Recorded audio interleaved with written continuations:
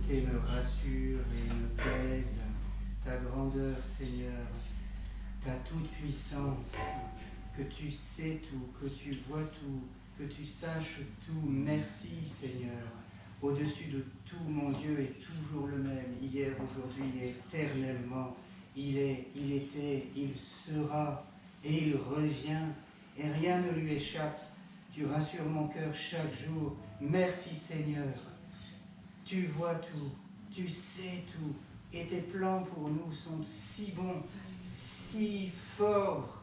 Nous voulons demeurer, rester sur ton chemin, recevoir de ta grâce pour y rester et avancer. Alléluia. Seigneur, merci. Merci pour ces moments. Merci pour la louange, ta présence qui nous est accessible.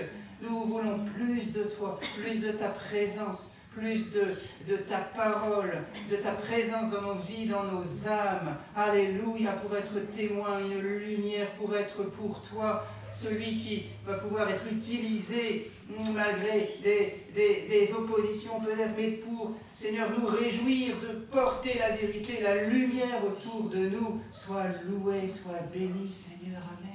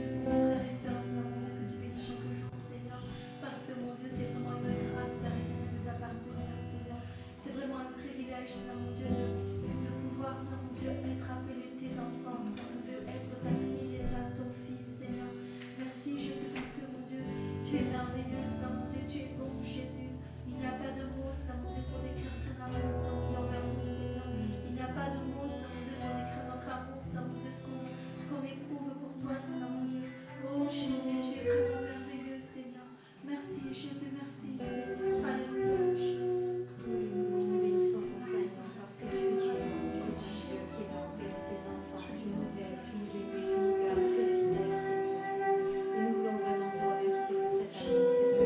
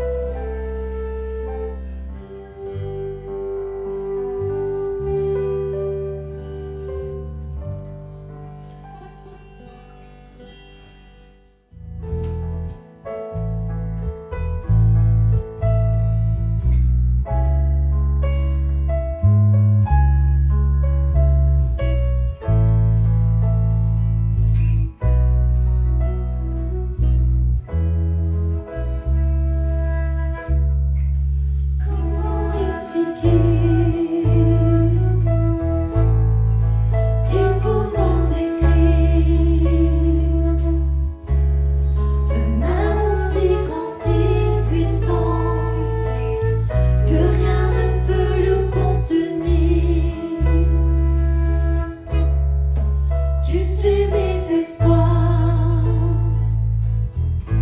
Seigneur, tu sais mes craintes,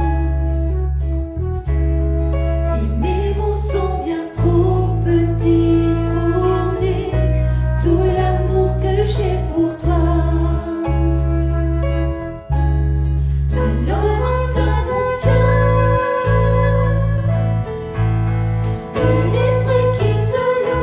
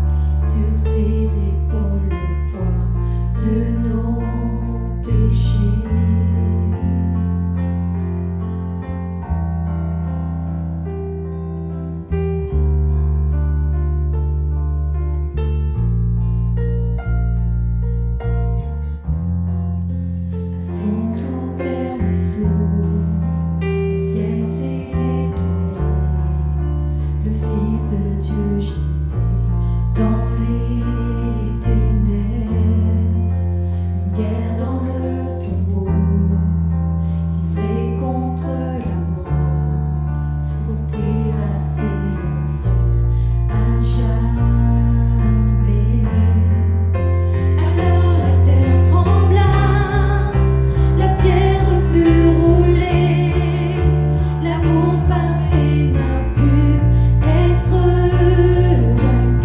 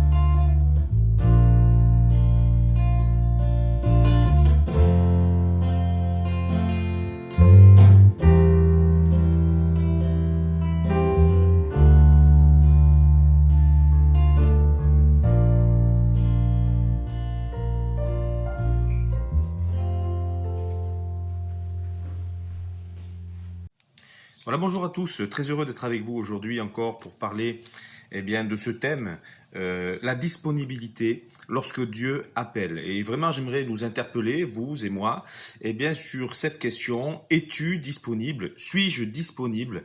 Lorsque Dieu cherche un homme, une femme, pour le servir, pour accomplir sa volonté, savons-nous encore être disponibles? Nous allons nous arrêter essentiellement sur des textes de la parole de Dieu, qui font référence à un moment où Dieu appelle une personne en particulier ou lance un appel général et puis on va voir ceux qui ont répondu, quels étaient les appels qui ont été lancés. Alors, on va s'arrêter seulement et uniquement sur ce terme qui a été employé, me voici. Et vraiment que nous puissions aujourd'hui encore, dire à Dieu, me voici lorsqu'il nous appelle. Savons-nous encore nous rendre disponibles pour entendre l'appel de Dieu? Parce que je crois que Dieu veut encore appeler. Mais savons-nous l'entendre? Savons-nous, tendre l'oreille, être prompte à écouter? Et je crois que Dieu cherche un homme, Dieu cherche quelqu'un qui va le servir encore aujourd'hui. Et je vous encourage, à réfléchir, à entrer en vous-même, pour pouvoir savoir si vous êtes disposé à le servir. Il y a beaucoup de gens qui disent, mais moi, je reçois pas de révélation. Mais est-ce que tu es disponible pour recevoir la révélation que Dieu veut te donner? Parce que si tu ne l'es pas, il faut pas t'étonner que tu ne la reçoives pas. Je dis à toi, mais je me le dis à moi et je le dis à tous. Dieu ne va pas appeler quelqu'un qui n'est pas disponible. Aujourd'hui, nous sommes dans un temps où il y a tant à faire. Il y a tellement à faire, que parfois, on n'a plus le temps dont on a besoin pour chercher Dieu. Dieu se laisse trouver par celui qui le cherche. Dieu se révèle à celui qui le cherche et qui le cherche de tout son cœur. Alors nous voyons bien sûr dans la parole de Dieu aussi, je le dis maintenant, c'est plus facile, que parfois il y a aussi ce terme qui apparaît entre les hommes eux-mêmes. Lorsque des parents appellent leurs enfants, dans la parole de Dieu, et que ces derniers disent « me voici ». Et j'aimerais tout de suite vous dire cela, sommes-nous encore disponibles pour faire du bien aux gens de notre famille? Je parle de notre famille de chair, mais je pourrais très bien aussi parler de notre famille spirituelle, l'Église. Savons-nous encore être disponibles pour nous faire du bien les uns aux autres? Donc là aussi c'est une question, et à mon avis, qu'il faut qu'on se pose. Dieu veut que nous soyons disponibles et que nous nous fassions du bien. Comment mettre en pratique cette parole? Par exemple, soumettez-vous les uns aux autres. Regardez les autres comme étant au-dessus de vous-même. Celui qui n'a pas soin des siens et principalement de ceux de sa famille, il a renié sa foi. Donc on parle de la famille, mais parfois c'est de la disponibilité envers ceux qui sont nos supérieurs. On voit par exemple lorsque l'homme appelle un serviteur et ce dernier dit « me voici pourquoi? Pour te servir ». Savons-nous encore être disponibles et reconnaître de l'autorité au-dessus de nous pour mettre en pratique cela? La Bible nous dit aussi d'être soumis aux autorités. Donc c'est une question aussi que j'aimerais qu'on se pose dans cette introduction. Mais nous allons voir ensemble essentiellement 4 points. Premièrement, l'appel à servir, à accomplir la volonté de Dieu. Deuxièmement, l'appel de Dieu quand il appelle quelqu'un pour le rassurer. Troisièmement, Dieu qui appelle pour mettre à l'épreuve aussi. Et ça fait partie aussi de textes que nous trouvons dans la parole de Dieu. Et enfin, Dieu qui cherche encore des gens, mais peut-il les trouver? Voici un peu les points que nous allons voir ensemble maintenant. Donc, premier point, l'appel à servir, à accomplir la volonté de Dieu. Et nous voyons des textes dans la Bible où ce sujet apparaît, notamment par exemple le premier que l'on pourrait lire se trouve dans le livre de l'Exode au chapitre 3 et au verset 4, il s'agit de l'appel de Moïse. Dans le livre de l'Exode au chapitre 3 et au verset 4, lorsque Moïse voit ce buisson en feu, il veut voir ce que c'est. Il monte sur le sommet de la montagne et l'Éternel vit que Moïse faisait un détour pour regarder. Dieu l'appela du milieu du buisson en disant « Moïse, Moïse !» Il répondit « Me voici ». Dieu dit « Ne t'approche pas d'ici, retire tes sandales, car l'endroit où tu te tiens est une terre sainte. » Il ajouta « Je suis le Dieu de ton père, le Dieu d'Abraham, le Dieu d'Isaac et le Dieu de Jacob. » Moïse se cacha le visage, car il avait peur de regarder Dieu. Alors il y a des textes, il y a des passages étonnants, c'est-à-dire que Moïse a quand même grandi dans la cour de Pharaon. Moïse, il a été nourri, bébé, allaité, il en avait besoin, par une nourrice et qui n'était autre que sa mère. On sait qu'à l'époque, on allaitait un enfant très tard, et parfois plus de 2 ans, ça pouvait aller jusqu'à 5-6 ans, voyez-vous. Donc Moïse a pu quand même entendre parler de Dieu, et on voit bien ici qu'il se cache le visage car il avait peur de regarder Dieu. Dès qu'il a compris ce que c'est, il savait pas ce que c'était. Il ne connaissait pas l'Éternel comme nous pouvons connaître notre Seigneur et notre Père. Mais en attendant, Moïse, il se cache le visage. Donc qui lui a enseigné cela? Je doute que ce soit la cour de Pharaon. Je doute que ce soit l'école de l'Égypte. Je pense que c'est des choses qu'il a entendues dans sa plus tendre enfance. Et là, la révélation est en train de se faire dans la vie de Moïse. Dieu appelle Moïse. Il y a une révélation. Moïse, qui a grandi dans la cour de Pharaon. Moïse, qui aurait pu se voir comme le premier, des Hébreux, le plus grand, parce que c'était le plus instruit, ça a été, le plus protégé, ça a été le plus privilégié des Hébreux. Il a été adopté, par une princesse, par la princesse de Pharaon. Donc, voyez-vous, on voit que Moïse, il a un statut bien particulier. Et lorsqu'il voit ce buisson en feu, voilà, cet homme curieux, parce que souvent la connaissance et le savoir créent de la curiosité, et je dirais de la bonne curiosité. On a envie de connaître, on a envie de savoir, et j'espère que nous aussi aujourd'hui, on a encore de la bonne curiosité. Ce n'est pas le sujet lorsque, par exemple, Jésus dira à Thomas, heureux celui qui m'a vu, qui ne m'a pas vu et qui a cru. Ce n'est pas de cette curiosité-là que je parle, mais de comprendre les mécanismes, le fonctionnement. Et je suis sûr, et nous le voyons dans la Bible, que Dieu veut que l'on connaisse sa parole, que l'on connaisse la vérité, que l'on soit curieux au niveau de la Bible et au niveau de sa parole. Amen. Donc voyez-vous, Dieu est en train de se révéler à Moïse. Dieu se révèle, et si Moïse ne monte pas pour voir ce que c'est, comment Moïse peut-il être appelé? Et voyez-vous, à un moment donné, le Seigneur se révèle à nous, le Seigneur permet qu'il y ait une situation qui se passe dans notre vie pour nous interroger le concernant, pour nous amener à le rechercher et à le rechercher de tout notre cœur. On a besoin de comprendre ce qui touche l'éternité, ce qui touche notre âme, ce qui touche les fondations du monde. On a besoin de le comprendre. Et Dieu se révèle, et Dieu nous permet d'accéder à une partie de cette connaissance pour notre bien. Alléluia. Dieu se révèle à Moïse d'une manière extraordinaire. Lorsque Dieu l'appelle, Moïse, cet homme fort, certes qui a fui l'Égypte, mais cet homme fort qui n'a pas eu peur de tuer cet Égyptien qui maltraitait un Hébreu. Moïse, là, on le voit comme désarmé.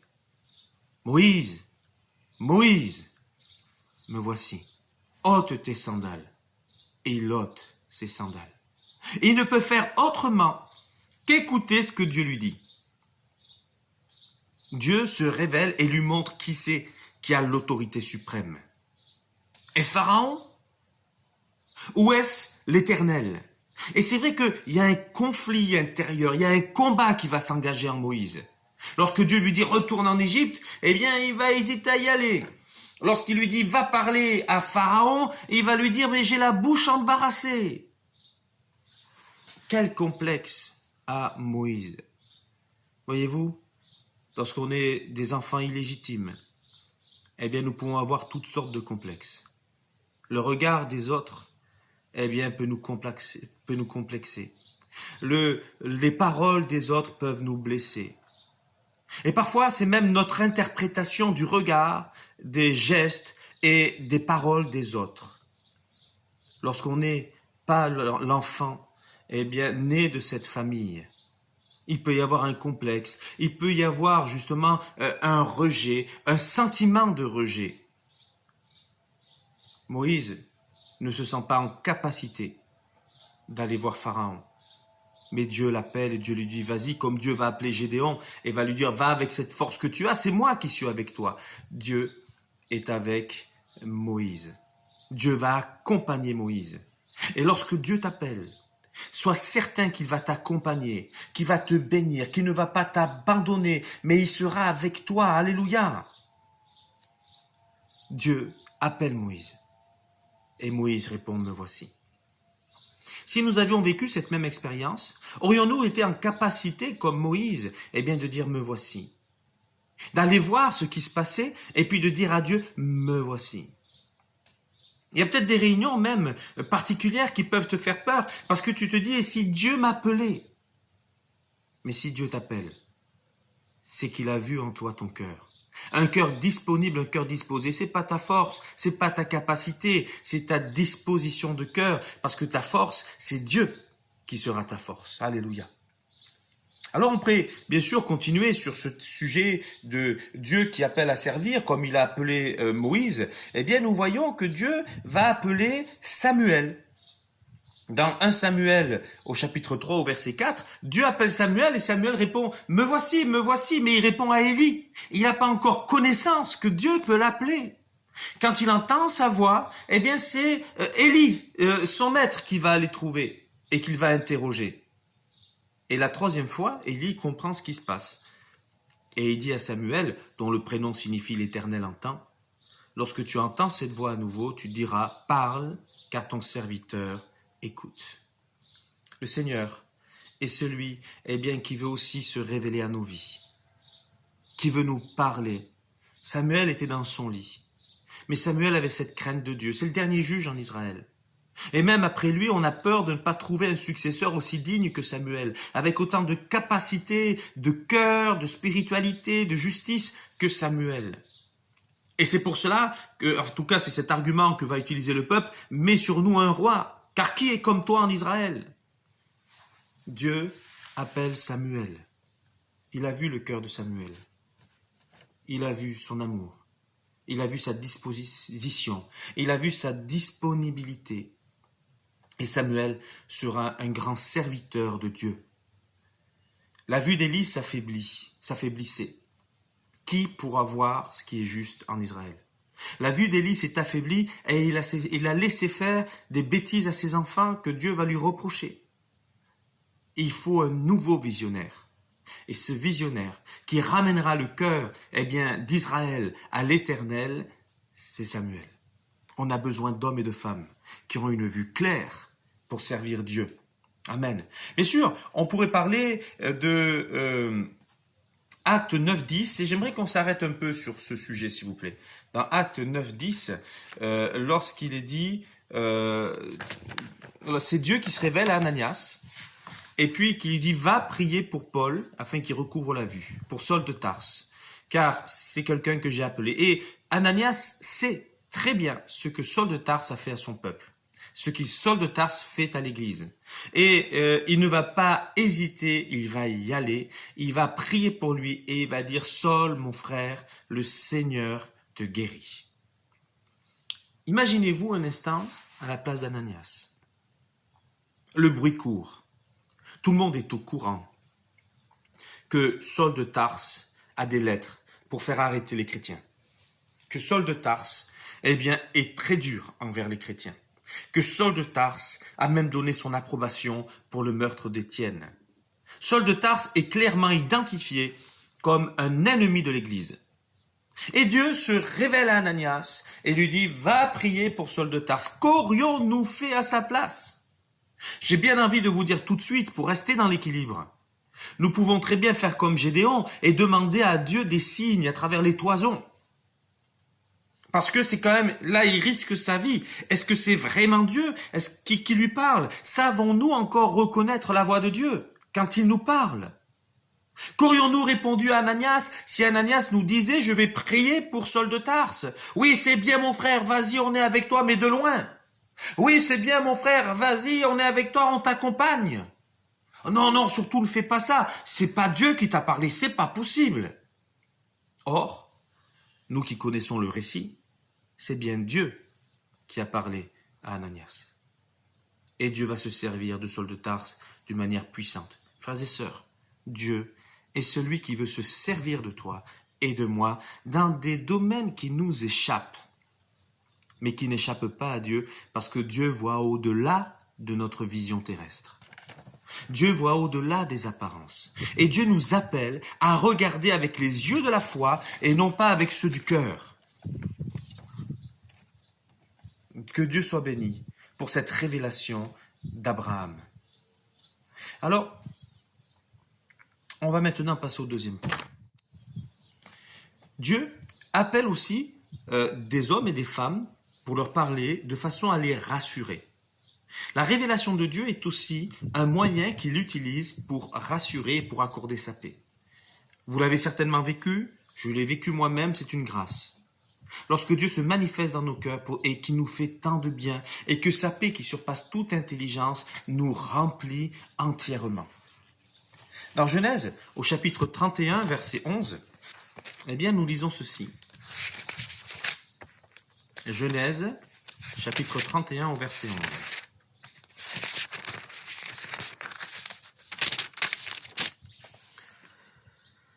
Voilà. L'ange de Dieu m'a dit en rêve, « Jacob !» J'ai répondu, « Me voici. » Il a dit, « Lève les yeux et regarde. Tous les boucs qui s'accouplent avec les brebis sont rayés, tachetés et marquetés, car j'ai vu tout ce que te fait Laban.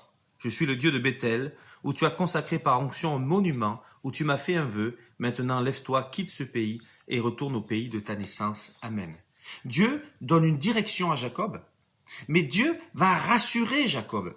Laban t'a fait du mal. Laban t'a trompé. C'est vrai. Mais c'est moi qui m'occupe, c'est moi qui m'occupe de ton troupeau. C'est moi qui m'occupe de tes biens. C'est moi qui m'occupe de ton avenir. Voilà l'idée, voilà la pensée principale que Dieu est en train de donner à Jacob. Alors maintenant, puisque je m'occupe de ton avenir, tu n'as rien à craindre. Lève-toi, va dans l'endroit que je te montrerai. Retourne dans le pays de tes pères, car je suis avec toi. Et ce que Dieu fait, il est capable de faire des choses extraordinairement grandes. Laban va à sa poursuite. Ésaü va, à sa rencontre. C'est là quelque chose de terrifiant pour Jacob, parce qu'il sait comment est-ce qu'il a agi vis-à-vis des deux, et il se dit, mais ils vont me faire mourir. Mais Dieu va changer le cœur à la fois de Laban, à la fois de Ésaü, et il va protéger la vie de Jacob. Dieu est celui qui peut se révéler aussi pour nous rassurer. Tu as été trompé? Tu as connu des injustices? Des gens ont été méchants avec toi? Injustes? Mais c'est Dieu ton rémunérateur. Mais c'est Dieu qui s'occupe de ta vie. Ta vie, elle est dans sa main. Rien ne t'arrive sans que Dieu le permette et Dieu va te relever de là. Parce que Dieu est fidèle et Dieu est tout puissant. Moïse, qui a grandi dans la cour de Pharaon, à qui on a enseigné les dieux de l'Égypte, à qui on a enseigné la puissance de Pharaon, Moïse, lorsque Dieu l'appelle, il dit, me voici. Qui est comme Dieu? Si Dieu est avec nous, qui sera contre nous? Dieu se rit des nations. Que peut lui faire un homme? Dieu est tout-puissant. Ta vie est dans ses mains. Quoi que tu aies connu, ta vie est entre ses mains. Dieu, il est celui qui rassure. Il est celui qui console. Il est celui qui fait justice et il parle à Jacob pour le rassurer, pour le bénir, pour le faire progresser, pour le faire rentrer dans sa vocation, dans son appel, pour le faire rentrer dans le projet que Dieu a pour lui. À un moment donné, frères et sœurs, il faut sortir de nos craintes et de nos peurs pour entrer dans le projet que Dieu a pour nous, pour entrer dans le projet que Dieu a pour vous et qu'il a pour toi. Alors, dans Genèse, chapitre 46, verset 2, Genèse 46 au verset 2, là encore, on voit Dieu est celui qui rassure. Dieu est celui qui prend soin. D'ailleurs, quelqu'un disait, et il avait fait des recherches, que 366 fois dans la Bible, il était question de la paix de Dieu. Alléluia. Donc, Genèse 46, verset 2, il est écrit ceci. Dieu parla à Israël, donc c'est Jacob, dans une vision pendant la nuit. Il dit, « Jacob, Jacob !» Israël répondit, « Me voici !» Dieu dit, « Je suis Dieu, le Dieu de ton père. N'aie pas peur de descendre en Égypte, car là-bas je ferai de toi une grande nation. Je descendrai moi-même avec toi en Égypte, et je t'en ferai moi-même remonter. C'est Joseph qui te fermera les yeux. N'aie pas peur. » Mais si Jacob ne répond pas « Me voici », lorsque Dieu l'appelle? Peut-il avoir cette parole de consolation, de bénédiction, cette parole de paix, cette parole qui le rassure? Si lorsque Dieu veut nous parler, nous ne savons pas répondre, me voici, comment allons-nous recevoir sa parole qui fait tant de bien? Il est nécessaire que nous soyons davantage disponibles pour Dieu, pour entendre sa voix, mais la vraie voix de Dieu, pas n'importe laquelle. Elle n'est jamais en dehors de sa parole. Elle est toujours conforme à sa parole, la parole de Dieu. Qu'elle est bonne. Jacob, n'aie pas peur. Israël, n'aie pas peur d'aller en Égypte. Je suis avec toi. Quel projet Dieu a formé dans ta vie? Peut-être, ça te laisse des doutes et des craintes. Mais c'est Dieu qui t'appelle. Réponds, me voici, et serre-le de tout ton cœur, de toutes tes forces. Amen. Alors on peut comprendre à travers ces deux textes que Dieu peut aussi nous appeler pour nous parler, pour se révéler à nous, de façon à nous rassurer. Amen. Que le Seigneur te bénisse, que le Seigneur nous bénisse et qu'il nous permette d'avoir cette sensibilité, cette disponibilité pour Dieu, de façon à ne pas éprouver inutilement notre foi par nos soucis, par nos difficultés, par nos épreuves. Jésus en parle comme cette semence qui pousse au milieu des buissons. Les inquiétudes vont davantage t'affaiblir que te fortifier. Abandonne-toi à Dieu. Abandonne tes soucis à Dieu et laisse-le te restaurer, te relever, mais aussi te conduire. Alléluia. Alors bien sûr, le troisième point, il y a des textes qu'on peut avoir du mal à comprendre, mais Dieu appelle aussi parfois de façon à mettre à l'épreuve. Et c'est ce qui est arrivé à Abraham. Dans Genèse au chapitre 22, à partir du verset 1er, il est écrit ceci. Après cela, Dieu mit Abraham à l'épreuve. Il lui dit, Abraham, celui-ci répondit, me voici. Dieu dit, prends ton fils unique, celui que tu aimes, Isaac, va-t'en au pays de Morija, et là offre-le en holocauste sur l'une des montagnes que je t'indiquerai.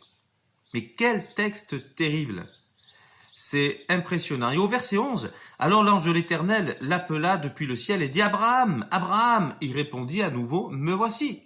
L'ange dit, ne porte pas la main sur l'enfant et ne lui fais rien, car je sais maintenant que tu crains Dieu et que tu ne m'as pas refusé ton fils unique.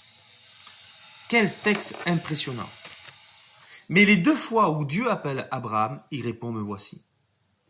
Alors, bien sûr, au verset, lorsqu'on lit à partir du verset 1er, on peut dire qu'Abraham, il ne fait rien de particulier. Mais au verset 11, Abraham est en train de mettre en pratique ce que Dieu lui a demandé. Et quand Dieu l'appelle à ce moment-là, il est en activité. Eh bien, même en activité, il sait répondre, me voici. Mais quelle disponibilité spirituelle, quelle disponibilité de cœur Abraham témoigne envers son Dieu. Je comprends pourquoi il est appelé le père de la foi. Et que vraiment, Abraham puisse être pour moi une source d'inspiration pour me propulser, me faire grandir dans ma foi avec Dieu. Et qu'il en soit de même pour vous et moi. Dieu va mettre Abraham à l'épreuve. Dieu appelle Abraham. On ne sait pas pourquoi il appelle des fois. Abraham, Abraham, Samuel, Moïse. Me voici. Mais qu'est-ce qu'il va dire derrière? Si c'était ton nom, qu'est-ce qu'il va dire derrière? Est-ce que c'est de façon à ce que tu le serves? Est-ce que c'est pour que tu accomplisses sa volonté? Est-ce que c'est pour te rassurer, pour te consoler, pour te faire justice? Ou bien ici, pour te mettre à l'épreuve? C'est ce qu'Abraham va vivre. Avant qu'Abraham connaisse cette épreuve, il en a connu des expériences avec Dieu. Il en a vécu, il a appris à connaître son Dieu. Dieu ne nous permet pas de connaître des épreuves qui sont au-delà de nos forces. Lorsque je parle de l'épreuve, je ne parle pas de difficulté. Je dirais plutôt ici, Dieu va tester la foi d'Abraham. Parce qu'il veut que la foi d'Abraham se développe, qu'elle grandisse. Que s'est-il passé? S'est-il passé la même chose que pour Job? Mais tu le bénis trop. C'est pas écrit, on ne sait pas. Mais à un moment donné, Dieu a voulu mettre la foi d'Abraham à l'épreuve. Et il va voir qu'Abraham lui est entièrement dévoué et qu'il lui est entièrement fidèle. Mais ça me donne envie, mais il est pour moi source d'inspiration. Et j'ai moi-même envie, eh bien, de pouvoir répondre comme lui l'a fait. Me voici. Pas pour les mêmes choses, hein. Ça, ce que Dieu lui a demandé, j'aimerais ne pas le vivre naturellement. Mais être capable de mettre Dieu à la première place de ton cœur et du mien. Je crois que c'est cela aussi qui ressort. Quelle place Dieu a-t-il en nous? Si Dieu a la première place, naturellement, eh bien, quoi qu'il te dise, tu vas l'appliquer. Mais Dieu, généralement, il est dans le raisonnable. Et ici, ce qu'il demande à Abraham, ce n'est pas quelque chose de raisonnable. Et étrangement, c'est bien Dieu qui demande. Mais Dieu l'arrête. Dieu ne le laisse pas aller jusqu'au bout. J'aimerais quand même dire ceci. S'il n'a pas laissé Abraham aller jusqu'au bout, pour offrir à Dieu en holocauste le fruit de ses entrailles, son premier-né, légitime, je parle, avec la femme légitime, Sarah, le fruit de la promesse, ce que Dieu lui avait promis à travers Isaac, la grande descendance. S'il n'avait pas accepté cela, comment aurait-il pu connaître la suite? Parce qu'il a accepté. Eh bien, Abraham va devenir père des nations. Mais si Dieu a permis que Abraham n'aille pas jusqu'au bout, Dieu a été jusqu'au bout, lui, pour le don de son Fils unique, Jésus-Christ. Il l'a laissé mourir en sacrifice sur le bois de la croix, crucifié comme un malfaiteur, lui le juste, lui le saint, lui le Fils de Dieu. Il est mort comme un malfaiteur pour nous tous, pour toi, pour moi, afin qu'en lui nous puissions avoir le pardon de nos péchés, la vie éternelle, une place auprès de Dieu et que nous puissions être appelés aussi enfants, descendants d'Abraham. Jésus est le Fils légitime. Nous ne le sommes pas. Nous ne sommes pas le Fils légitime de Dieu. Il nous a simplement fait grâce. Jésus est le Fils légitime. C'est vrai, le premier-né. Mais nous sommes des enfants par adoption. Je parlais tout à l'heure de Moïse, qui n'était pas le fils de princesse. Quel regard pouvait-il porter sur lui-même? Quel regard, quelle attitude a-t-on eu vis-à-vis de lui? Dieu nous regarde comme ses vrais enfants. Si bien que Jean écrit dans sa première épître, bien-aimé, voyez de quel amour le Père nous a tant aimés pour que nous soyons appelés enfants de Dieu, et nous le sommes. Nous sommes des enfants de Dieu, certes par adoption, mais nous sommes entrés dans l'héritage. Et la Bible nous dit que nous sommes même co-héritiers de la gloire à venir. Nous sommes co-héritiers avec Jésus-Christ. Il est le Fils légitime, mais il a fait de nous des enfants par adoption, sans aucun jugement, sans aucune critique, sans aucun déni, sans aucun mépris. Et il n'y a pas justement de paroles méprisantes, écrasantes, mais il nous a élevés à la place d'enfants de Dieu, nous aussi. Et nous sommes, eh bien, dans l'espérance réelle que nos yeux le verront. Dieu a éprouvé, a mis à l'épreuve la foi d'Abraham, et il n'en a pas été déçu. Je suis sûr que parfois, Dieu permet que notre foi soit éprouvée aussi. Puissions-nous le discerner et nous tenir suffisamment proches de Dieu, de façon à tenir ferme dans notre foi, à lui obéir jusqu'au bout. Bien sûr, on comprend le raisonnable, et ainsi avoir sa gloire. Amen. Alors on en arrive maintenant au dernier point. Dieu cherche encore. Dieu cherche encore. Dans Ésaïe au chapitre 6, au verset 8, eh bien, Dieu dit, qui enverrai-je et qui marchera pour nous? Dieu cherche. Étrangement, dans ce texte, il ne dit pas Ésaïe, je t'appelle. Il ne dit pas Ésaïe, non. Mais qui enverrai-je et qui marchera pour nous? Ésaïe vient d'avoir cette révélation extraordinaire, les nuées d'Éternel qui remplissent le temple. Nous voyons eh bien que les pans de sa robe sont là. Et puis Ésaïe se voit comme misérable pécheur dont les lèvres sont impures. Un séraphin prend eh bien avec une pincette un charbon ardent, lui touche les lèvres et il lui dit ton péché, ton iniquité est expiée, est enlevée. Donc Ésaïe vient de vivre cette formidable expérience avec Dieu. Et alors là, une fois que les péchés sont pardonnés, une fois qu'il a été justifié, eh bien il entend la voix du Seigneur qui appelle. Et il peut répondre, me voici, envoie-moi. Comment répondre à l'appel de Dieu si je n'ai pas été touché au plus profond de mon cœur par lui-même? Comment puis-je répondre à l'appel de Dieu s'il ne m'a pas touché assez profondément pour me pardonner de mes péchés, pour enlever mon iniquité, pour laver ma conscience, pour me purifier de tout ce qui est horrible en moi? Dieu est celui qui se révèle et qui nous bénit. Dieu cherche un homme. Qui enverrai-je? Qui marchera pour nous? Et Ésaïe a répondu, me voici. La situation était catastrophique. Ce n'était pas un service facile. Ce n'était pas un appel facile. Mais Ésaïe deviendra prophète de l'Éternel et il ira jusqu'au bout dans son service pour Dieu. Un autre appel que nous voyons, eh bien, où Dieu cherche, c'est Ézéchiel 22:30.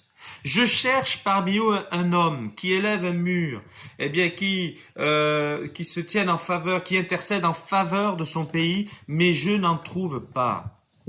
Je cherche parmi eux un homme, mais je n'en trouve pas. Mais quelle tristesse, quelle situation terrible. Pensez-vous pas que Dieu encore aujourd'hui cherche quelqu'un qui sera disponible? Quelqu'un qui ne passera pas son temps sur son smartphone. Quelqu'un qui ne passera pas tout son temps derrière un écran. Tellement difficile pour nous tous. Pour moi, le premier, je suis constamment occupé par des appels, par des SMS. Là, j'ai mis en silencieux pour pas que ça vibre ou autre chose. Mais on est constamment sollicité par l'écran. Et ça devient une tentation. Aujourd'hui, c'est l'écran. Du temps de Jésus, on avait les Colisées. Du temps de Samson, on avait aussi déjà les arènes. Pour amuser le peuple, pour distraire le peuple, pour permettre aux gens, de penser à autre chose que l'essentiel, de se détendre au niveau de l'esprit. Je ne dis pas qu'il ne faut pas se détendre. Mais est-ce que la prière ne peut pas être une détente ? Est-ce qu'un temps d'adoration ne peut pas être une détente? Est-ce que chanter les cantiques ne peut pas être une détente? Est-ce que lire la Bible ne peut pas être une détente pour toi? Ce moment que tu passes avec Dieu ne peut-il pas être un moment chéri, un moment béni? Est-ce forcément une contrainte? Il n'y a rien de plus important que ton éternité avec Dieu. Rien de plus important. Qu'est-ce que les détentes de ce monde face à la bénédiction que Dieu veut t'accorder en te donnant la vie éternelle? Nous voyons que Dieu cherche un homme. Qui enverrai-je qui marchera pour nous? Dieu cherche un serviteur. Ésaïe répond. Mais là, avec Ézéchiel, Dieu cherche un intercesseur. Qui saura plier le genou 1 heure pour prier Dieu? Jésus dira à ses disciples, Pierre, Jacques et Jean, « N'avez-vous su veiller 1 heure avec moi ?» Frères et sœurs, dans l'époque dans laquelle nous vivons, je crois qu'il est particulièrement difficile de consacrer 1 heure entière, un moment particulier, pour chercher Dieu, pour être béni par lui, pour le servir. Et ça, c'est problématique. Parce que comment peut-on rentrer dans son appel? Comment peut-on entendre son appel? Comment peut-on être disponible pour Dieu si je ne sais pas prendre du temps pour lui? Alors avec Ézéchiel, Dieu cherche un homme disponible, mais il n'en trouve pas. Qu'il n'en soit pas ainsi de nous. Alléluia. Alors en conclusion, j'aimerais dire ceci. Si nous avons vu que Dieu appelle pour le servir, pour accomplir sa volonté, qu'il appelle pour rassurer, pour te donner sa paix, qu'il appelle, parfois aussi pour tester la foi, pour une mise à l'épreuve, qu'il cherche encore des gens pour le servir et pour intercéder. Si nous voyons que Dieu appelle, parfois, pour ne pas dire tout le temps, Dieu, lui, il est disponible. si nous voyons que Dieu cherche un homme disponible, une personne disponible, eh bien pour le servir, pour accomplir sa volonté, pour le rassurer, le consoler, pour faire justice, pour parfois tester sa foi, pour le faire grandir en lui, eh bien, et qu'il cherche encore ce type de personne, Dieu, lui, il est constamment disponible. Et nous le voyons dans le livre d'Ésaïe, au chapitre 65 et au verset 14, dans Ésaïe 65, verset 1er, Ésaïe 65, verset 1er, eh bien, nous voyons cette disponibilité de Dieu. Je me suis laissé consulter par ceux qui ne me demandaient rien. Je me suis laissé trouver par ceux qui ne me cherchaient pas. J'ai dit, me voici, à une nation qui ne faisait pas appel à mon nom, à longueur de journée. J'ai tendu mes mains vers un peuple rebelle qui marche sur une mauvaise voie en suivant ses propres pensées. Dieu, c'est extraordinaire. Il se laisse trouver même par ceux qui ne le cherchent pas. Mais je trouve ça simplement extraordinaire. On pourrait penser, bien sûr, aux païens, aux nations non juives. On peut. Mais j'ai envie de penser à vous qui m'écoutez, à moi-même. Étions-nous en recherche de Dieu lorsque nous l'avons découvert? Certains, oui. Certains, comme celui qui a écrit le livre Ben-Hur, a découvert Dieu alors qu'il faisait des recherches pour prouver que Dieu n'existait pas et que la Bible était fausse. Eh bien, il s'est converti. Je ne peux pas dire que je cherchais particulièrement Dieu moi-même lorsque je l'ai rencontré. Mais ce que je sais, c'est que je n'étais pas encore converti. Lorsque je me suis tourné vers Dieu, il m'a répondu, il m'a entendu, il m'a écouté, il m'a fait du bien, il m'a accordé sa paix. Le Seigneur, s'il cherche quelqu'un de disponible, s'il n'en trouve pas tout le temps, malheureusement, lui, il se laisse trouver même par celui qui ne le cherche pas. Et il répond, me voici, à quiconque l'appelle, mais même pour ceux qui ne l'ont pas cherché. Et je veux vraiment le remercier. Je veux bénir le Seigneur. Je veux le glorifier. Seigneur, merci pour ta parole. Merci Seigneur pour ta disponibilité constante envers nous. Merci, eh bien, parce que tu as su trouver quand même dans tes églises des personnes disponibles. Permets-nous de le rester disponible pour toi, pour te servir, pour rentrer dans ta volonté et accomplir ta volonté, que ta volonté soit faite sur la terre comme au ciel, pour pouvoir recevoir de toi les paroles qui vont nous faire du bien, qui vont nous accorder ta paix, qui vont nous consoler, qui vont nous fortifier dans notre foi, pour permettre à notre foi de grandir, et Seigneur, parce qu'elle sera mise à l'épreuve. Seigneur, merci de faire de nous ces personnes disponibles, Seigneur, et que si tu lances des appels, Seigneur, eh bien qu'il y ait encore des gens capables de répondre comme Ésaïe, me voici, envoie-moi. Permets qu'il puisse y avoir parmi ceux qui m'écoutent des personnes qui répondent à ton appel en devenant des intercesseurs, mais aussi des serviteurs et des servantes. Dans le nom de Jésus, merci mon bon et tendre Père. Amen. Amen. Que le Seigneur vous bénisse. Bonne journée à tous. Au revoir.